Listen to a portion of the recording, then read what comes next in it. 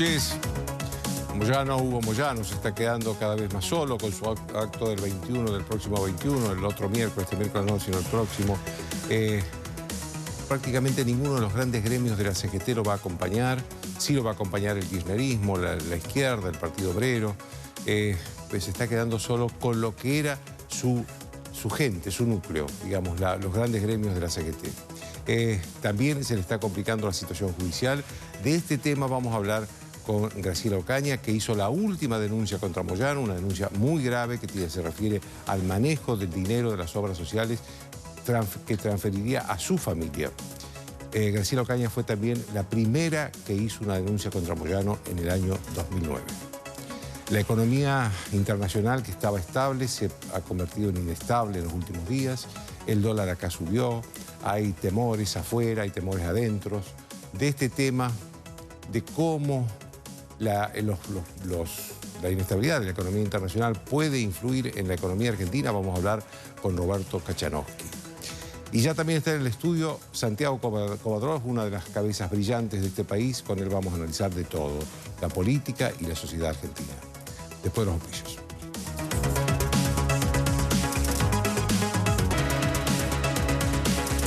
Bien, como les decía al principio, Graciela Ocaña. Graciela, así que la denuncia que usted realizó la semana pasada, que presentó a la justicia, se refiere a dinero de la obra social de los camioneros que los Moyano transferían a la familia. ¿Esto es así? Sí, es así.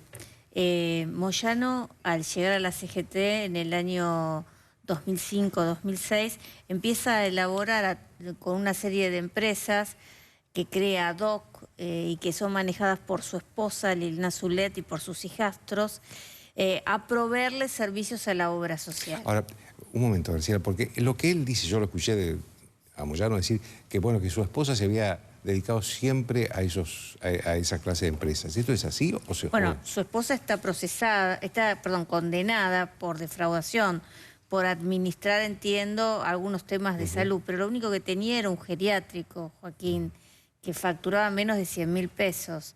Y ahora, digamos, a partir del convenio con camioneros, de la firma Iaray, que es como la cabeza de este grupo, después se crean dos firmas más, Aconra y Dixey, todas ellas proveedoras y únicos clientes que tienen son los camioneros, ya sea en la versión obra social, sindicato mutual. Así que la esposa de Moyano, el único cliente que tiene en su empresa es el sindicato que conduce su marido. Así es así.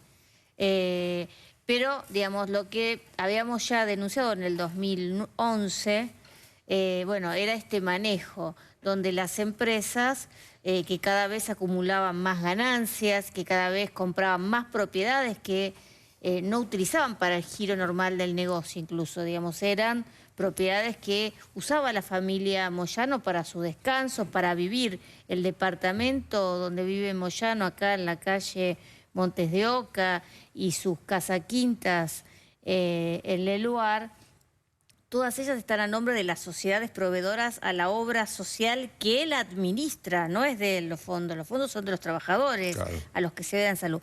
Pero hemos encontrado un aditamento, digamos, nosotros hemos actualizado los datos de las ganancias, las distintas propiedades. Moyano tiene una fortuna, su familia y él, en propiedades, tiene solamente 10.000 metros cuadrados en la zona de Parque Leluar, y yo le digo que un cálculo muy conservador, a $1.500 el metro, tiene más de 15 millones de dólares, tiene más de 20 millones de dólares, tiene ganancias en estas empresas declaradas por más de 32 millones de dólares, perdón, de pesos, pero lo que me llamó la atención es cuando tuvimos acceso por primera vez al balance de la obra social de camioneros, es que la obra social de camioneros tiene el patrimonio neto negativo de Es decir, que está en bancarrota. 300 millones de pesos así. Pero no lo dice Graciela Ocaña, lo dice el propio auditor que firma, el contador que firma, la contadora que firma los balances y que dice que está en riesgo... ¿Que es contadora del sindicato? Del sindicato, de la obra social. No. Está en riesgo la continuidad de la obra social porque por cuarto año acumula patrimonio neto negativo. Y usted sabe que he leído en una nota este fin de semana que decían que la superintendencia les debía plata. En realidad la superintendencia en ese año le pagó casi 900 millones de pesos, lo que es más del 30% de los ingresos de la obra social. Entonces, no existe, digamos, tal deuda, y lo que sí existe es una enorme incapacidad de Moyano para manejar su obra social o, como yo creo y lo he denunciado, para hacer un vaciamiento de la obra social en favor de sus empresas que sí ganan plata. Es decir, acá estamos en una situación donde la obra social del sindicato que él maneja está en bancarrota y las empresas de su familia ganan plata. Que dan servicios a la obra social Ganan que plata. está en bancarrota. Ganan plata. No Ahora, solamente ¿desde cuándo eso. funciona este método? Y por lo menos durante los últimos 4 años, porque la misma contadora dice que tiene patrimonio neto negativo. Nosotros ahora hemos pedido que se pidan todas las balances para analizar esta situación. Aclaremos Pero que del 2006 en adelante... Aclaremos que la contadora esta viene a ser, está designada por Moyano. Sí, exactamente. Es decir, no es una intervención, no es una investigación del nada. gobierno, nada. La contadora que firma que está en bancarrota es la contadora que pone Moyano. Ninguna empresa podría funcionar con un patrimonio neto negativo. Para que la gente entienda, si las deudas exigibles al día de hoy, si Moyano vendiera y liquidara todos los bienes, todos los activos que tiene la obra social, no alcanzaría para liquidarlo, para pagarlo. Entonces, esto es el patrimonio neto negativo. Y es una empresa, como todos saben, cuando debe más de lo que tiene, está quebrada. Eso es algo muy sencillo.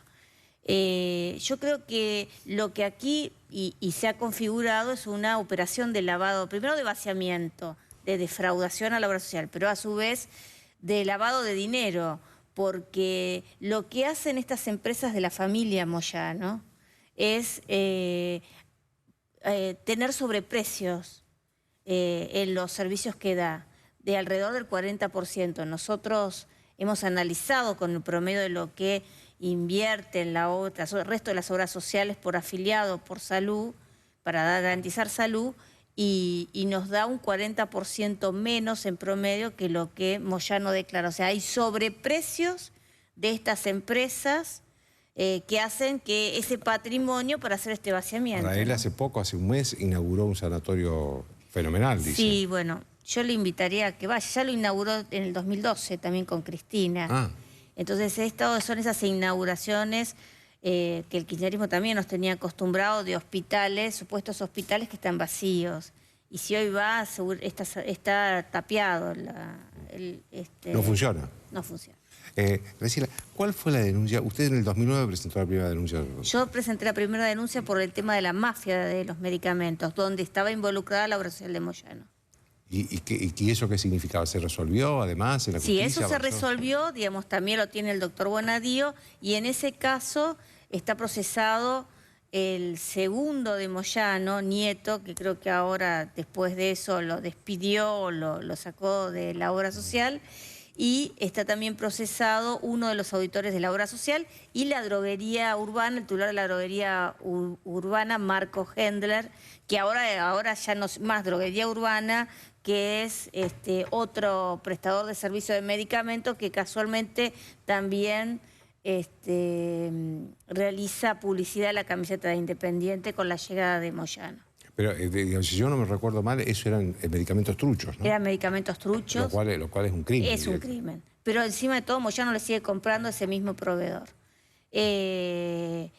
Después de eso, digamos, nosotros ampliamos la denuncia en el 2011 por esta red. Y bueno, la verdad que la denuncia avanzó, pero no avanzó demasiado. Esperemos que ahora, con estos nuevos elementos y fundamentalmente con la muestra de cómo está el vaciamiento, porque no hay forma que uno pueda comprender que las proveedoras ganen plata y la obra social esté quebrada, claro, ¿no? Y se sigan manteniendo esos niveles de ganancias tan altos en las empresas. Ahora, Moyano dijo hoy, lo escuché, que él no tiene nada en la justicia, que no lo ha llamado nadie, que no tiene nada que decir, en respuesta a lo que había dicho el presidente Macri, que se quede tranquilo y vaya a la justicia. Claro, sí, yo también digo, en vez de amenazar, de insultar, yo le diría que vaya a la justicia. Tiene, lo que pasa que evidentemente por ahí no se enteró. Tienen Independiente. Y bueno, mire, entiendo que esta causa tiene la causa del fútbol, que yo eso desconozco porque no he sido parte ni tengo nada que ver, y tiene esta causa. ¿Y cuál es la más avanzada? Miren, está avanzado el juez. Yo creo que a partir ¿El juez de Bonadío esto... lo tiene esta? Sí, lo tiene el doctor Bonadío. Yo creo que a partir de estos elementos seguramente el juez va a proceder a investigar, porque acá estamos hablando de fondos públicos. Joaquín, no estamos hablando de fondos de del sindicato, y yo creo que es más, yo creo que se debería pedir la intervención, que la puede hacer la justicia o la puede hacer la Superintendencia de Servicios de Salud, porque si el mismo auditor está diciendo que está en riesgo la continuidad de la obra social, me parece que es bastante motivo suficiente Usted como lo que está para... pidiendo es la intervención de la obra social, no del exactamente. No, del sindicato no, porque eso lo podría hacer el juez, pero entiendo de que... Yo estoy hablando de la obra social, ¿no? Claro. Más allá de que también ahí hay una mezcla en estas sociedades de dinero del sindicato. Pero claramente la obra social debe ser intervenida por el riesgo que el mismo auditor declara, y también me parece que las autoridades de la superintendencia deberían tomar cartas en el asunto, porque más allá de lo que haga la justicia, las obras sociales, al ser fondos públicos, tributos obligatorios que los trabajadores abonan, pagan para garantizar su salud, digamos, tiene el control regulatorio de la Superintendencia de Servicios de Salud. ¿Le preguntó al presidente Macri antes de presentar, o habló con él antes de presentar esta denuncia? No, yo lo he hecho, porque usted sabe que he trabajado siempre sobre estos temas, y la verdad es que me parece escandaloso que Moyano, cualquier otro dirigente sindical, como cualquier otro dirigente político o empresario, utilice los fondos que son para la salud en beneficio propio, ¿no? Como en este caso. También tengo que decir que hay muchísimos dirigentes sindicales que trabajan muy bien, que cuidan a sus obras sociales, que jamás fueron involucradas ni en la mafia de los medicamentos ni en ninguna otra causa.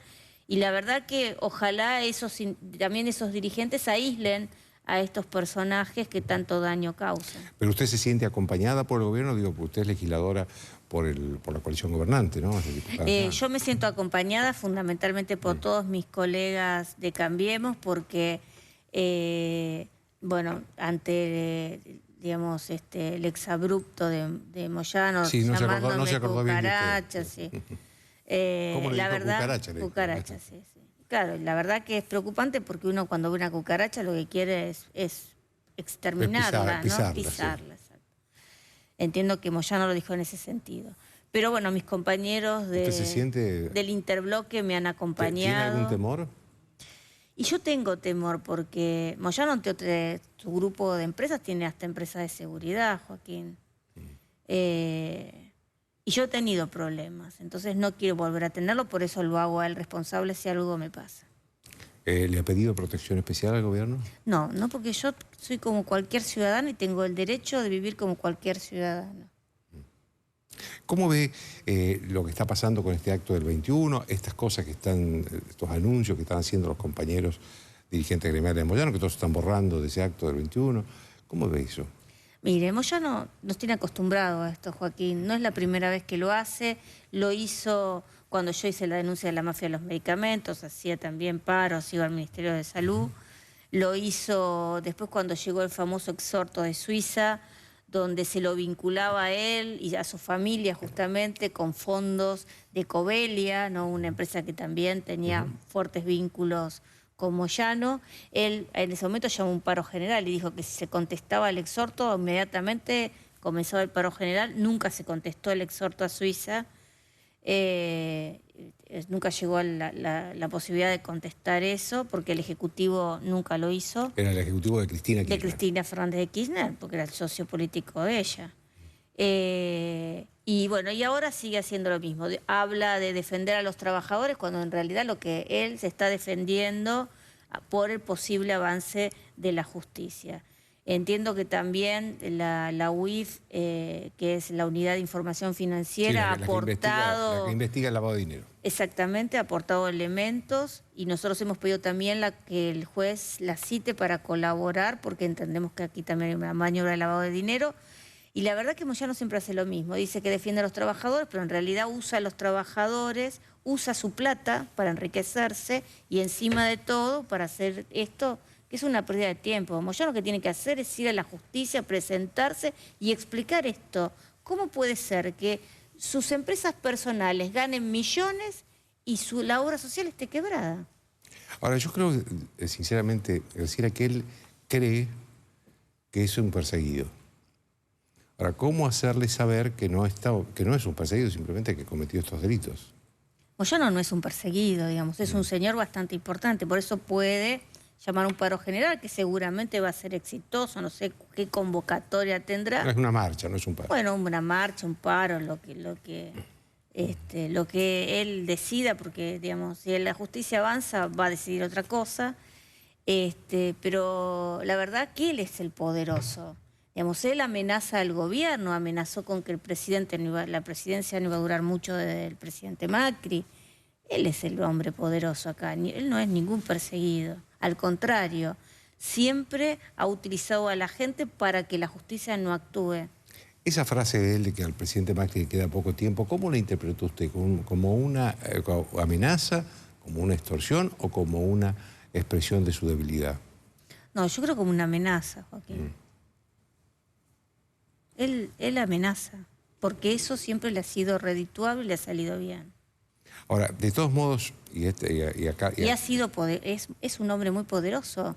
Usted imagínese que él consiguió, a través de distintos subsidios, que en definitiva pagamos todos los argentinos, porque también hay que entender que esta quintita que Moyano se ha hecho, todos estos beneficios que consiguió, está el tema del REFOP en su momento, en donde las empresas que accedían a pasar el personal de logística a su gremio, cambiar el encuadre, podían descontar hasta el 50% de las cargas sociales que era pagada por el Estado Nacional. Esto se lo dio Néstor Kirchner. Eso a él le permitió conseguir pasar de 40.000 afiliados a casi 200.000 que tiene ahora. Que se lo sacó a muchos gremios importantes, ¿no? Se lo sacó a muchísimos gremios Comercio, importantes. construcción. Cuando él estuvo a cargo de la CGT no le importaba la salud ni nada más, le importaba llevarse las cajas del APE, la caja de la superintendencia, y ese fue el motivo por el cual, digamos, tuvo problemas conmigo. Obviamente yo no le iba a dar la plata de la salud para que la administre Moyano para sus amigos, para cuando yo descabecé la superintendencia, Joaquín, ahí había un grupo de dirigentes que respondían a Moyano, que le decían a las obras sociales, usted tiene que ir a tal proveedor, usted tiene, y tenía que dejar ahí el dinero. Esto es lo que Moyano hizo cuando tuvo poder para determinar fondos sobre la salud. Y esto es lo que te tiene que terminar en la Argentina, esa idea de que se puede chorear, de que se puede generar quintitas en perjuicio de todos. Una última pregunta. ¿Por qué cree usted que esta vez, al revés de otras veces, casi todos los gremios de la CGT por lo menos lo han dejado solo? Y porque se dan cuenta de que esto que está pasando es muy grave y que Moyano está llamando a esta marcha simplemente para parar a la justicia, para que no lo investiguen. Porque los otros gremios saben que la situación en la que está Camioneros, que es muy grave. No hay gremios importantes que tengan un patrimonio neto negativo y que tengan las empresas de su mujer que ganan plata. Le agradezco mucho, Graciela. No, gracias. Una pausa.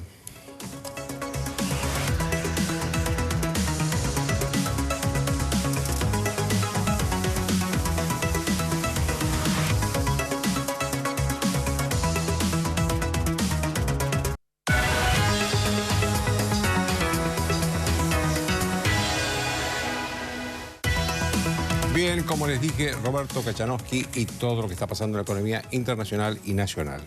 ¿Estás asustado, Roberto, por lo que está pasando en la economía internacional, que pasó de una situación de cierta estabilidad a una inestabilidad bastante profunda algunos días, ¿no? Sí, yo no estoy asustado. Sí me parece que es momento de tomar nota y decir, bueno, cuidado que esto de financiarnos el déficit fiscal con deuda externa tiene sus bemoles. Te sube la tasa de interés afuera y te encarece el crédito. No creo que se vaya a cortar el financiamiento externo en Pero este sí momento. va a ser más caro. y ya por definición la tasa subió. Se toma como referencia la tasa del bono americano a 10 años. Y bueno, eso subió a 2,80, más o menos, algo así. Estuvo en 1 y pico, con lo cual ya no es tan... No es que es imposible, sí, pero es más caro. No es tampoco la tasa que paga la Argentina, la Argentina paga mucho más. Porque además pagas más, exactamente. Claro. Sí, o sea, ese es el piso que ya tenés. Ahora, pensá que vos tomás deuda, esto significa que si vas a pagar más tasa de interés, con un tipo de cambio más alto, el gasto público te sube. ¿Sí? Entonces, ahí se te complica. Y ahí viene todo el famoso debate de gradualismo versus shock. A mí me parece que esto del shock se vendió deliberadamente mal. Se vendió como que, bueno, hay que rajar 1 millón de tipos a la calle el otro día. Nunca nadie propuso semejante cosa.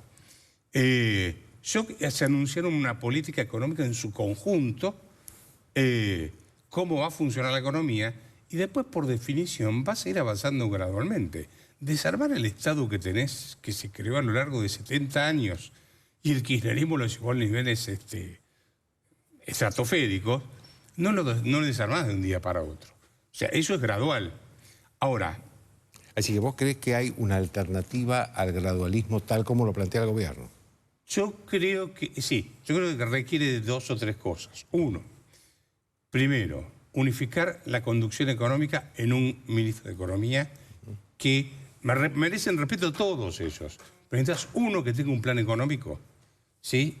Sea muy buen comunicador y docente prácticamente, y le explique a la gente de dónde venimos y qué se va a hacer y qué va a pasar en el medio.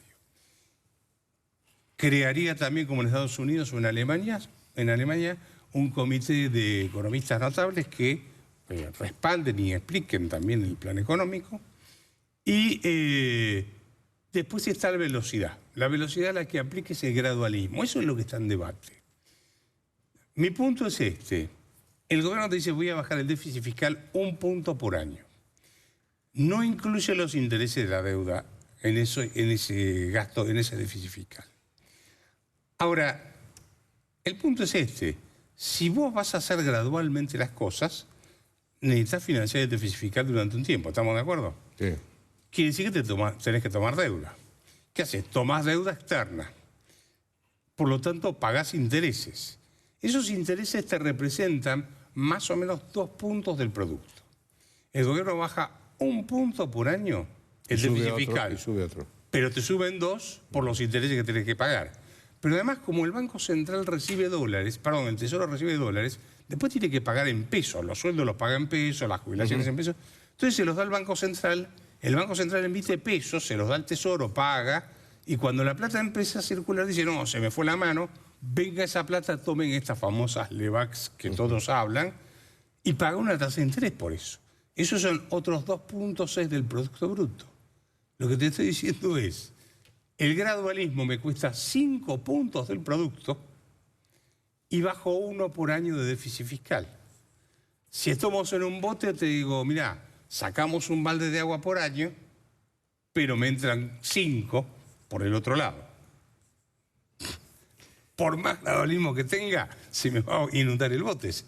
¿Y por qué sube, habiendo tantos dólares, como vos decís, y comprando el Banco Central permanentemente dólares que vienen del endeudamiento, por qué sube el dólar? Bueno, a ver. ¿Hay una cuestión cultural ahí de los argentinos? Sí, sí, sí. ¿O hay una cuestión coyuntural? Es una mezcla, ¿no? El argentino no tiene... O sea, eligió como moneda el dólar.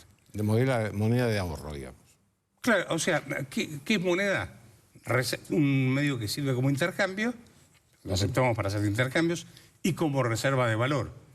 Vos no pones debajo de un colchón pesos. ¿Cuál era? López no revoleaba bolsos con pesos, revoleaba bolsos con dólares o euros, ¿sí? La otra no tenía en la caja de seguridad pesos, tenía dólares. O sea, son corruptos, pero no son tontos. Claro. Entonces, a ver, el argentino, después de 5 signos monetarios destruidos, recordemos, acordate, peso moneda nacional, peso ley 1888, peso argentino, austral y este que está ahí, destruimos siempre nuestra moneda. Entonces, normalmente el argentino busca algo que le sirva como moneda. ¿Qué es eso? El dólar. Muy bien. Entonces, esa es la parte cultural del argentino. Adoptó el dólar como moneda. Eso no es bueno ni es malo. La moneda no es un símbolo patrio, es un instrumento. Ahora, ¿por qué está subiendo? Bueno, ojo. Yo te digo, mira, estuve mirando el índice de precios de diciembre, que es el último dato que tenés. Los precios en el último año crecieron el 25%. Si sube la leche, si sube la obra social, si te sube, no sé, la carne, lo que sea, ¿por qué no va a subir el dólar? ¿Sí? Lo que pasa es que lo tenían planchado con una tasa de interés muy alta. Ahora, ¿vos crees que esta suba del dólar está de alguna manera impulsada por el gobierno? Yo creo que ellos decidieron bajar la tasa de interés para que suba el dólar, pero en el mismo momento se complicó el mercado internacional con la suba de la tasa de interés. Entonces, tenés lo que normalmente se conoce el vuelo a la calidad. El tipo que dice, mira, yo tenía dólares, los vendí, compré pesos y con esos pesos compré Levax apostando que le iba a ganar, o sea, que la tasa de interés le iba a ganar al dólar, y ahora veo que el dólar está subiendo y además afuera me pagan más, desarmo, vendo las Levax, compro dólares y compro bonos del Tesoro americano que me están dando ya casi un 3% de rendimiento anual. Ahora, o sea, se te juntaron las dos cosas. ¿Qué influencia tiene eso, sobre todo la suba del dólar, en la inflación? Porque es el otro tema que este gobierno parece que no logra controlar, ¿no? Y bueno, te va a pegar en todo lo que son insumos importados, te va a pegar, es inevitable. ¿Sí? O sea, es decir, en todos los productos industriales. Productos industriales, exactamente. O sea, todo lo que sea insumos, incluso el campo usa insumos, algunos insumos importados, vas a tener un costo mayor. Hoy tenés una situación fiscal, en términos de inflación, ¿no? Fíjate, el déficit fiscal, que es consecuencia de que el Estado gasta más de lo que le ingresa, se produce a pesar de que tenemos la carga tributaria o la carga impositiva más alta de la historia. Tomamos deuda externa, tomamos deuda interna y emitimos moneda. Y aún así no podemos cerrar la brecha fiscal. El lío que dejó el kirchnerismo es gigantesco. Y lo que siempre... ¿El gobierno hizo algo para resolver eso? Y yo diría que lo primero que hizo fue no comunicar lo que se había heredado. Para mí un error de comunicación, porque... Un error político y económico, las dos cosas. A ver, vos y yo podemos sentarnos a discutir, lo vamos a saber, pero lo importante es que lo conozca el conjunto de la sociedad, la gente que no está informada como nosotros, ¿sí? O sea, que nos cuenta 20 economistas, 100 economistas, lo que pasa, ya lo sabemos. El tema es que lo sepa mi tía, la señora de la esquina, mi tío, ¿sí? Entonces, el primer error es ese. Y el segundo es que inicialmente el gobierno aumenta el gasto público en vez de bajarlo. Recordemos que el sector público aumentó una estructura en el 25% desde que llegó. Y ahora la está tratando de reducir. O sea que el gasto público, en rigor, ellos reciben un gasto público récord y lo siguen aumentando. Y ahora están dando marcha atrás. El gran desafío es, yo te diría, si sabemos que no podemos cobrar más impuestos, sabemos que tenemos un límite de deuda externa, sabemos que si el Estado toma deuda interna va a desplazar al sector privado del mercado crediticio y va a subir la tasa de interés. Sabemos que si emitimos moneda vamos a crear más inflación. Lo único que queda por debatir acá es si vamos a bajar el gasto público o no. Y ahí viene el otro debate, es, ¿se puede o no se puede? Todos te dicen, no se puede. Yo digo, sí se puede. ¿Cómo? Una cosa ya la están haciendo que tiene que ver con las tarifas de los servicios públicos. ¿Sí? Esto se está haciendo, está reduciéndose el subsidio que se daba antiguamente. A eso le agregaría que habría que sacarle la carga impositiva que tienen las boletas de luz, gas, etc. Y después tenés, para reestructurar todo el sector público en cantidad de empleo, y sobre todo, y ahí viene la parte más crítica, que da para el debate, pero yo estoy convencido que se puede, todo lo que son planes sociales. Ahí hay un antro de corrupción gigantesco. Gigantesco. Es decir, lo que estás diciendo es que todos los que reciben supuestamente planes sociales no lo necesitan.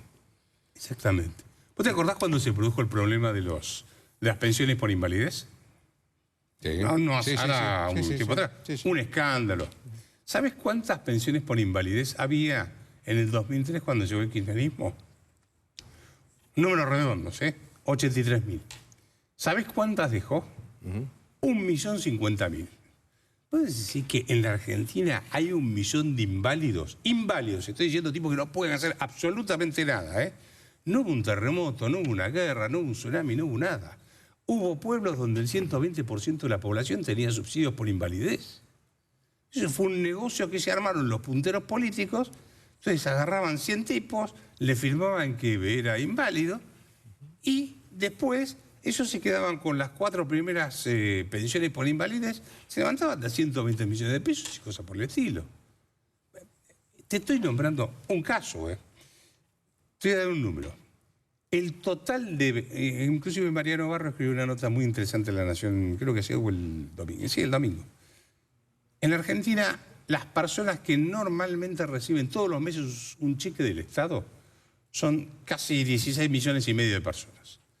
Y las personas que trabajan en el Estado son otros 3 millones y pico. Más o menos son unos 20 millones de personas que todos los meses pasan por la ventanilla del Estado a cobrar una jubilación, un subsidio por esto, un subsidio por lo otro. ¿Sí?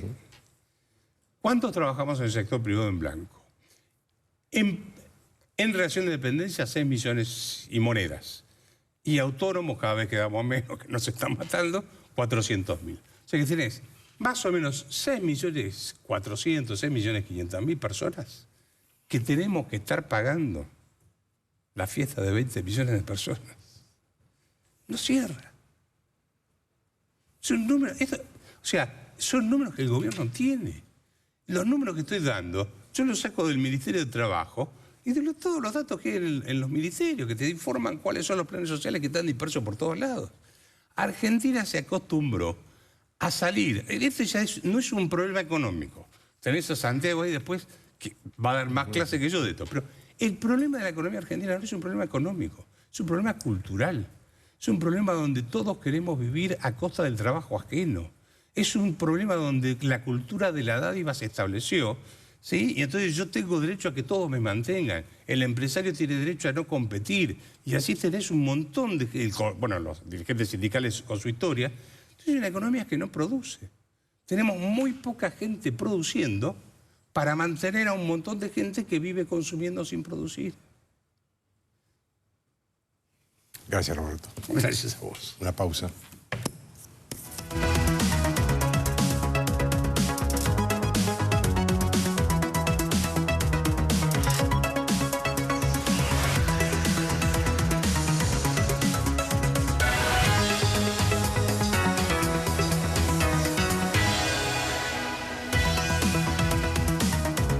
Bien, al principio les decía que íbamos a estar con Santiago Kovadlov, una de las cabezas más brillantes que tiene este país, para analizar el país, la política, la sociedad.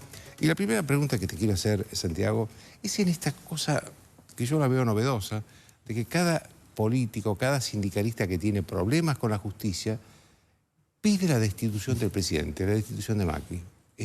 ¿Cómo analizás vos esto? Claro, es realmente difícil de entender la caracterización que se hace de la justicia. La justicia está entendida como un recurso que compromete la idoneidad de aquel que es convocado por ella para que pueda explicar lo que hace. Entonces, en primer lugar, tenemos una justicia sospechosa, porque compromete la idoneidad de aquel a quien le pide cuentas. En segundo lugar, tenemos un cómplice de esa justicia sospechosa, que es el presidente de la República, cómplice de la justicia en el intento de instaurar un sistema democrático republicanamente consistente. Y en tercer lugar, tenemos la verdad de la historia. Cuando quienes se sienten convocados por la justicia ven comprometidos los privilegios que han tenido de manera impune durante tantos años, no vacilan en decir su verdad. Que haya poder constitucional mientras nos encubra. Y si no nos encubre, que no lo haya más. Creo que en este momento hay una lucha desesperada entre quienes se sienten en peligro porque la justicia los convoca y aquellos que de alguna manera se empeñan en... El caso de Moyano, por ejemplo. El caso de Moyano es muy claro. Y no solo el de él. Creo que hay un temor muy profundo a que la justicia pueda desbaratar un viejo sistema de impunidad en el país. Y contra eso las palabras son claras. Las cucarachas nos amenazan. Franz Kafka no es más que un ejemplo secundario de esta idea de que los insectos controlan el poder. Claro. Decime, pero a mí lo que me sorprende es que antes no se decía, no se hablaba de la destitución de un gobierno democrático. Desde Alfonsín hasta acá. Tal vez hayan conspirado para voltear algunos, seguro, a Alfonsín y a De la Rúa. Pero no lo decían. Ahora hay como un espacio o como una posibilidad de decirlo sin pagar costos. Es que esa transparencia se inició con la actitud de la expresidenta. La expresidenta de la Nación, la señora de Kirchner, lo primero que hizo cuando debió entregar los atributos del poder al presidente que había ganado las elecciones fue negarse a hacerlo y negar la legitimidad a ese gobierno mediante esa negación. Ella no iba a ser cómplice de un gobierno que iba contra la consolidación de la justicia social. Y en consecuencia se niega a entregar los atributos. ¿Qué hace con eso? Autoriza la descalificación del gobierno. Claro. Esta fue su primera herencia a la oposición. Me parece que esa transparencia que vos señalás muestra algo muy grave, y es hasta qué punto es frágil en la Argentina la solidez necesaria del sistema político. Ahora, ¿no crees que en el caso de Macri también influye en algunos sectores sociales un problema de extracción social de Macri, como que Macri viene de un sector adinerado, se puede pedir la destitución? Sí, hay una imagen convencional según la cual un hombre rico aspira a multiplicar su riqueza mediante el poder político.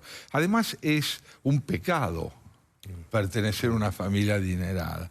Ese prejuicio, creo yo, no va a tener demasiado porvenir en la Argentina, porque si analizamos quién le dio el voto al presidente de la República, advertiremos que es una clase media que no participa de los beneficios y atributos. El partido del presidente o la coalición del presidente ganó la provincia de Buenos Aires. Exactamente. Entonces no es que su imagen concebida como la de un pecador enriquecido e inescrupuloso triunfó en su propio sector. Me parece que la provincia de Buenos Aires dio las pruebas necesarias de que esa imagen de Macri no tiene porvenir en el discurso político. ¿Vos imaginás una pelea de fondo, un combate definitivo entre el presidente y Moyano? ¿Que se está dando en este momento? Yo creo que sí se está dando una lucha definitiva, y te diría que quisiera que así fuese. Porque el porvenir de la República es proporcional a la solidez y autonomía con que proceda la justicia.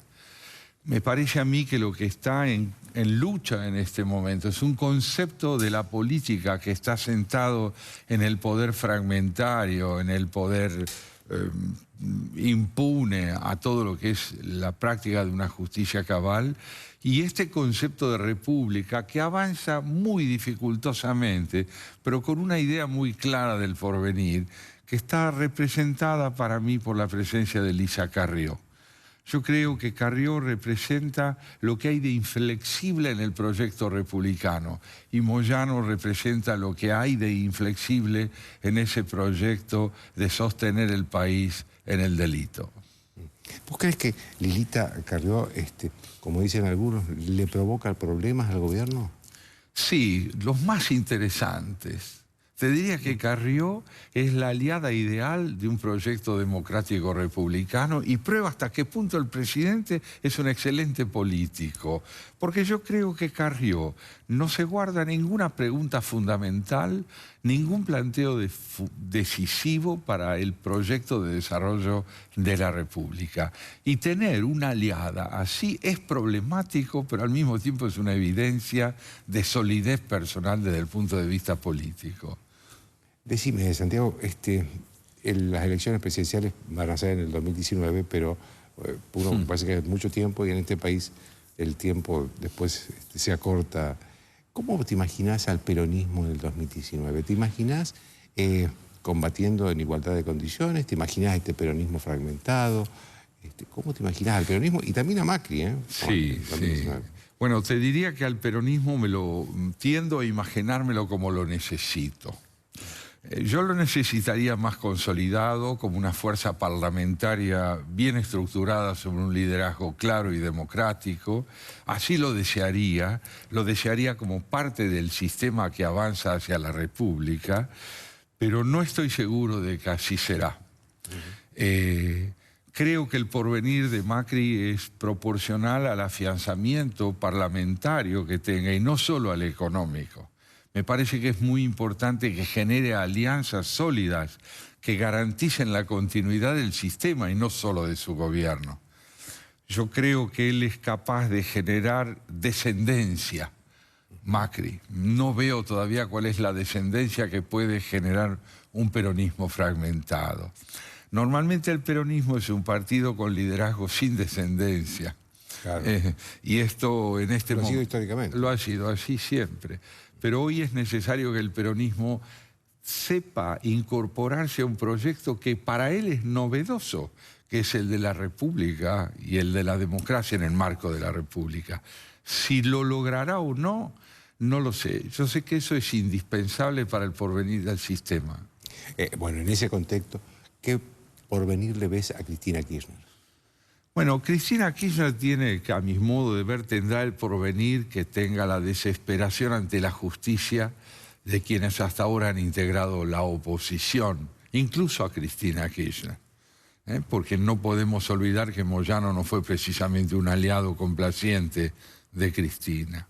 En consecuencia, yo creo que si la democracia en su proyecto republicano se fragmenta, se debilita, si la justicia retrocede en lugar de avanzar, si la desesperación cunde ante la posibilidad de que vayamos a una dirección de transparencia, ella puede tener algún porvenir.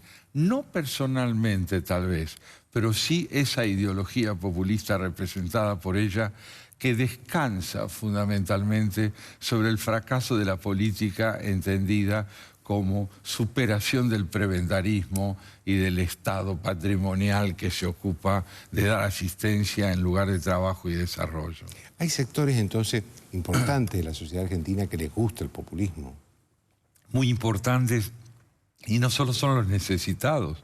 Creo que en el mundo industrial también tenemos que advertir la presencia de empresarios que han sabido disfrutar de los beneficios que el populismo le ha dado. Es una, yo te diría, una patología cultural muy bien descrita por Caccianoggi cuando dice que tenemos la convicción socialmente extendida de que el Estado nos debe amparar, no promover el desarrollo personal, el trabajo, la educación, sino ampararnos, es decir, a cambio del inmovilismo social que brindamos, ampararnos mediante la rentabilidad necesaria para sobrevivir.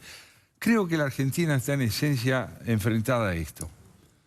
O vamos a ser un país de sobrevivientes, amparados por un Estado que promueve el prebendarismo, o vamos a ser un país de ciudadanos, donde la idea de la interdependencia asociada al desarrollo social esté asegurada por un Estado más pequeño, que sepa arbitrar entre los intereses sectoriales y que responda a un ideal del tiempo, vos antes hablabas del tiempo, donde no se trate ya de aprovechar la inmediatez, sino de desplegar un proyecto de mediano y largo plazo que asegure al presente otro valor significativo que el oportunismo. Dejemos de ser oportunistas, pero para dejar de ser oportunistas tenemos que venir del porvenir, de un ideal que sea capaz de convertirse en carne en nosotros. Si esto es posible, no lo sé. Sé que es imprescindible. Gracias. Muchas gracias, Santiago. Gracias a vos. ¿Vieron por qué le decía que era brillante? Una pausa y hacemos la reflexión final.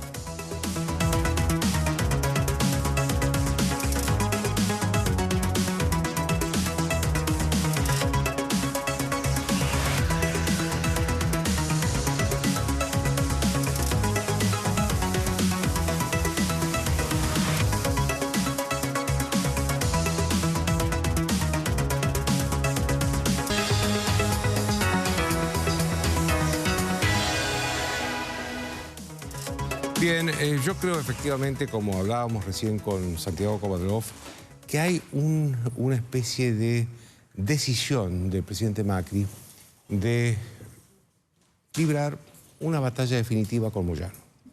Esto es interesante porque, en primer lugar, ningún presidente peronista quiso hacer esto o se animó a hacer esto. Ni Menem, ni Néstor Kirchner ni Cristina Kirchner quisieron tener una batalla definitiva con Moyano, que es el dirigente sindical, hay que admitirlo, más importante del país, porque sobre todo maneja el gremio de los camioneros que están en condiciones, como decía Ocaña, con cerca de 200.000 afiliados y teniendo el monopolio del traslado de todas las cosas que se mueven en este país, pueden paralizar el país en 48 horas o 24 horas. Pero por eso tal vez los presidentes peronistas prefirieron negociar con él como Menem, aliarse con él como Néstor Kirchner o mantenerlo por momentos distante como Cristina Kirchner, pero nunca enfrentarlo. Y creo que hay un enfrentamiento y creo que el gremialismo en general se ha dado cuenta de esto y ha empezado a tomar posición. Fíjense ustedes que el acto del 21, del próximo 21, que no es este miércoles, sino el otro miércoles, es una marcha. Se ha quedado Moyano prácticamente solo. Si lo observamos como un dirigente que tiene un núcleo propio de grandes dirigentes de la CGT. Por supuesto que va a tener ahí a la CTA, va a tener a Baradel, va a tener al Partido Obrero, va a tener a los movimientos sociales, va a tener a cuanto antimacrismo han desuelto por la capital, va a ir a ese acto, va a ser un acto importante. Pero la representación política del gremialismo va a ser muy escasa. Fíjense, para conseguir la unidad de la CGT hay 3 secretarios generales. Héctor Daer, que representa a los grandes gremios, no va a ir al acto. Ni él, ni los grandes gremios, ni, por supuesto que es a los que él representa. No va a ir, el otro que no va es el segundo secretario general que hay, que es el representante de Barrio Nuevo. Tampoco va a ir. Entonces, el único que va a ir es Smith, Juan Carlos Smith, que es el representante de Moyano. ¿Por qué se hace esto? ¿Por qué se hace esto? Porque Moyano, hay dos grandes broncas con Moyano. Una es porque cuando él tuvo poder, se quedó con miles de afiliados, esto que contaba Graciela Ocaña, se quedó miles de afiliados de gremios muy importantes, como el gremio del comercio, como el gremio de la construcción, entre otros más. Un montón de gremios les sacó gremios, les robó afiliados para llevarlos a su sindicato. Esta es una de las cosas que le están pasando la factura ahora. Y el otro tema tan importante como este, es que no les gusta a muchos dirigentes gremiales pegarse tanto al cristinismo.